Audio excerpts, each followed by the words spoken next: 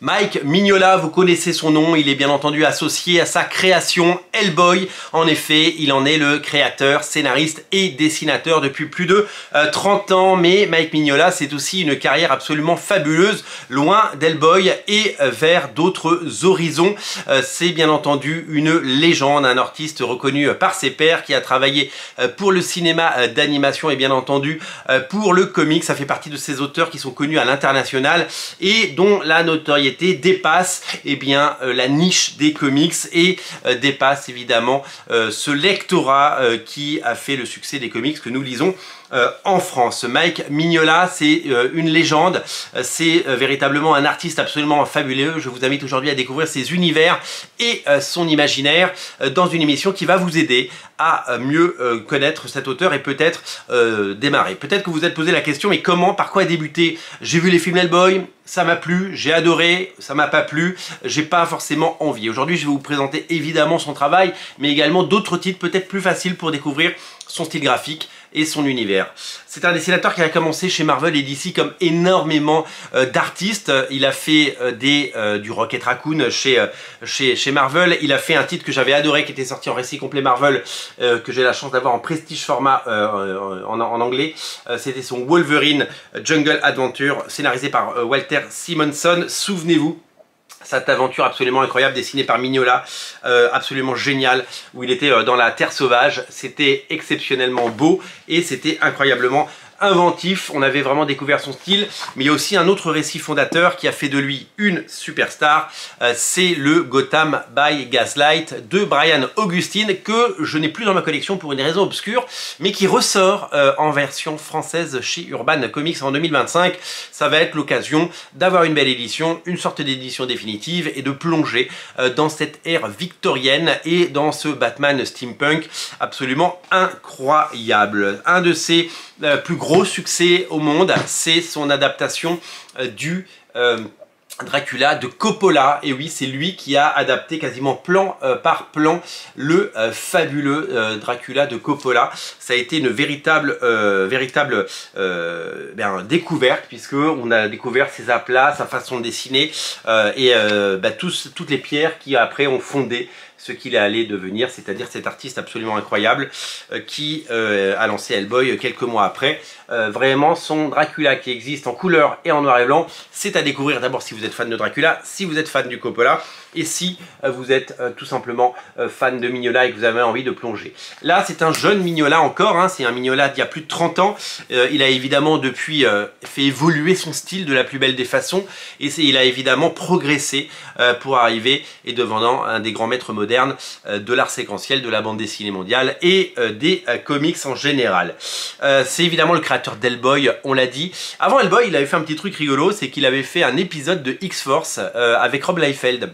Ils avaient co-signé à 4 mains un épisode qu'ils avaient co-dessiné et je me souviens d'à l'époque du choc thermique de découvrir entre deux épisodes de Rob Liefeld un épisode de Mike Mignola. J'étais pas prêt et maintenant j'adore, voilà, tout simplement. C'est un artiste qui a un style on va pas forcément aimer tout de suite. Je pense qu'il faut creuser, il faut plonger, il faut respirer et il faut vraiment se laisser porter par la beauté. C'est magnifié notamment très souvent par les magnifiques couleurs de Dave Stewart, on va en reparler. C'est tout simplement fabuleux. Je le disais, Mike Mignola, c'est Hellboy. Hellboy, c'est bien sûr sa créature, sa saga. Hellboy existe en petit format. Le premier tome de Hellboy, vous pouvez le tenter, vous pouvez l'acheter, vous pouvez le découvrir. Il est évidemment disponible si vous avez envie de lire Hellboy, si ce personnage vous attire, si vous avez aimé les films, vous êtes cordialement invité à vous plonger dans Hellboy. Donc le premier volume, il existe soit en petit format, je ne l'ai pas dans ma collection parce que moi j'ai des grands formats, soit donc format comics, hein, le format des 100% Marvel, hein, c'est le format classique des comics, voilà. Donc le premier tome d'Hellboy, il existe, il est co-scénarisé par John Byrne qui avait aidé Mignola à créer et à écrire le premier numéro, et en plus après il a volé de ses propres ailes, il a vogué sur les océans du succès. Ça a été réédité chez Delcourt, ça c'est l'édition américaine, mais l'édition française est exactement la même. Vous pouvez retrouver l'intégralité de la saga Hellboy par Mignola et les dessinateurs invités qu'il a pu embaucher, avec qui il a pu collaborer tout au long de ces années. On pense à Richard Corben, on pense à Duncan Fegredo. C'est vraiment une collection fabuleuse. Les volumes sont à peu près tous disponibles selon évidemment les moments. Alors ça coûte un petit peu plus cher, mais ce sont des très très grandes éditions qui sont beaucoup plus grandes que les éditions normales. Vous allez donc pouvoir découvrir la différence, et puis bah, c'est toilé, c'est vraiment, vous voyez, il y a des effets de fabrication qui sont vraiment superbes. Ce sont vraiment des très très beaux livres, c'est vraiment la meilleure façon de débuter Hellboy. Et c'est véritablement eh bien, quelque chose qui va vous séduire et qui va vous faire rêver. Hellboy, c'est un personnage qui apparaît pendant la Seconde Guerre mondiale. Suppo, c'est le Hellboy, hein, le fils de l'enfer, et qui est récupéré par l'Allemagne nazie pour en faire une sorte de soldat, mais très très vite il va être eh bien, récupéré, et il va rejoindre ce qui deviendra la BPRD, c'est-à-dire une sorte de force d'intervention d'élite avec des gens issus de paranormaux, de phénomènes paranormaux, j'ai mixé les deux mots, pardon.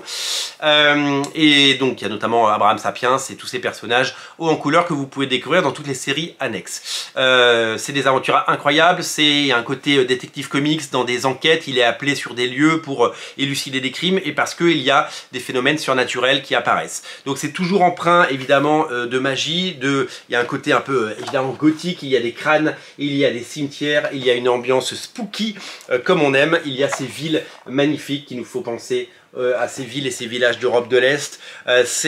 Graphiquement, il a inventé un style qui est particulièrement incroyable, c'est d'une beauté sans nom, et c'est une poussée dans son style qui, de numéro en numéro, nous plonge dans un univers absolument génial. Moi j'ai mis du temps à aimer Hellboy, je vais vous dire un truc. Il y a 25 ans, tout le monde disait Mike Mignola, Mike Mignola. Moi, je lisais, j'ai acheté un peu de Hellboy, mais j'étais pas encore dedans. J'ai mis du temps à me mettre dedans. Et j'ai mis du temps à me mettre à Mignola de façon générale. Aujourd'hui, je suis en train de tout rattraper, je suis en train de tout relire et de tout acheter, parce qu'il m'en manque encore beaucoup, et que je le fais au fil de l'eau, parce que, évidemment, vous connaissez l'investissement que représente un comics, la passion des comics, donc il faut pouvoir, évidemment, le faire de façon intelligente. J'ai vraiment découvert Hellboy, et j'ai découvert d'autres choses. Donc, aujourd'hui, dans cette émission, le but, il est non seulement de vous rappeler qu'il y a ces éditions d'Hellboy et que c'est un parfait point d'entrée, pas un parfum, j'arrête pas de mixer des mots aujourd'hui, mais il y a également eh bien d'autres récits dont on va parler évidemment. Je vous ai parlé de Dracula, mais il y en a deux autres que je vais vous montrer juste après. Pour bien débuter Hellboy, il y a un bouquin qui est sorti l'année dernière qui est toujours disponible. C'est l'album 30e anniversaire. L'album 30e anniversaire, c'est un album grand format, c'est pareil, c'est un grand format. Hop, je vous le montre. C'est un album en édition spéciale, donc il ne sera pas amené, je pense, à perdurer dans la collection, donc dans quelques années. Si vous regardez cette émission en 2032, d'abord, bonjour du futur, et puis ce sera certainement plus disponible. Ça, c'est ce qu'on appelle une anthologie. Vous allez découvrir, par exemple, le premier épisode de Hellboy, avec le style de Mignola tel qu'il était il y a 30 ans, avec ses aplats de couleurs de l'époque, qui, évidemment, a des qualités, mais qui n'est pas encore le Hellboy qu'on connaît. Et vous allez parcourir au fil des épisodes les épisodes clés, souvent des one-shots d'Hellboy, pour bien comprendre, parce que Hellboy c'est une succession de mini-séries, mais aussi de one-shots. Il y a juste des épisodes de quelques pages, avec des histoires courtes hyper impactantes, magnifiques et incroyablement bien réalisées. Et on y découvre bien toute l'évolution graphique de Mignola, qui vraiment a poussé son style à son paroxysme, et qui, pour devenir, eh bien, je vous l'ai dit, un modern master des comics. C'est tout simplement génial. Donc ça c'est une très bonne façon. Vous pouvez évidemment commencer par le tome 1, vous pouvez prendre le tome 1 en grande édition. Donc le tome 1, je vous rappelle, en édition comics, il coûte 14,95. La belle édition, comme ça, c'est 54,95. C'est un bel investissement, mais c'est vraiment une édition définitive et magnifique. Et cet album anniversaire, lui, coûte 40 €, 39,95 €. Donc c'est vraiment une façon hyper intéressante de plonger dans ces univers. Je pense que avec ça, vous avez de quoi faire pour débuter Hellboy. Mais pour débuter Mignola, moi je vais pas vous dire de débuter par Hellboy. Eh ouais, ça peut évidemment sembler paradoxal, mais je pense qu'il y a d'autres histoires à découvrir pour comprendre la façon dont il travaille, ses univers graphiques et son écriture et tout son génie tout simplement. Le premier que je vous conseille, c'est quelque chose qu'il a réalisé entièrement, scénario et dessin. C'est L'homme à la tête de vis et autres histoires déjantées. Je vous disais que sur Hellboy, il y avait des histoires courtes, et bien là on est sur des histoires courtes. Vous allez plonger dans des histoires et des univers absolument fabuleux, où à partir de son génie graphique, il arrive à créer des galeries de personnages et des univers absolument fabuleux. La première histoire parle de l'homme à la tête de vis, missionné par Abraham Lincoln pour une mission secrète, vous allez le découvrir. Et ça va être évidemment quelque chose d'assez délirant et graphiquement parfait, totalement abouti. Il existe une édition noir et blanc en version originale, en artiste édition de ce récit que j'ai la chance de posséder. Et on y découvre vraiment tout son génie graphique et tout son sens du storytelling avec les fabuleuses couvertures, on l'a dit tout à l'heure, de Dave Stewart qui réalise un travail. Et puis il y a donc une succession d'histoires courtes, de science-fiction et d'univers assez étranges, assez incroyables, des illustrations de contes et d'histoires qu'il invente. Voilà, graphiquement c'est vraiment exceptionnel et je pense que pour se familiariser avec le dessin de Mignola en premier lieu, eh bien c'est quelque chose d'absolument époustouflant et d'absolument génial parce que vous allez vraiment découvrir quelque chose, voilà, là c'est une plongée dans l'univers graphique de Mike Mignola. C'est vraiment ce qu'il a fait de mieux graphiquement avec son Hellboy, évidemment, le dernier chapitre de Hellboy qui s'appelle Hellboy l'enfer est graphiquement parfait. L'autre titre, je vous en ai parlé parce qu'il fait partie de mes comics préférés, notamment il était dans ma liste et ma sélection des 10 titres que j'ai préféré lire et relire en 2024. C'est l'omnibus Lord Baltimore, intégral tome 1, le tome 2 arrivera courant 2025. Lord Baltimore est un personnage créé par Mike Mignola et Christopher Golden, ils sont deux à scénariser ça.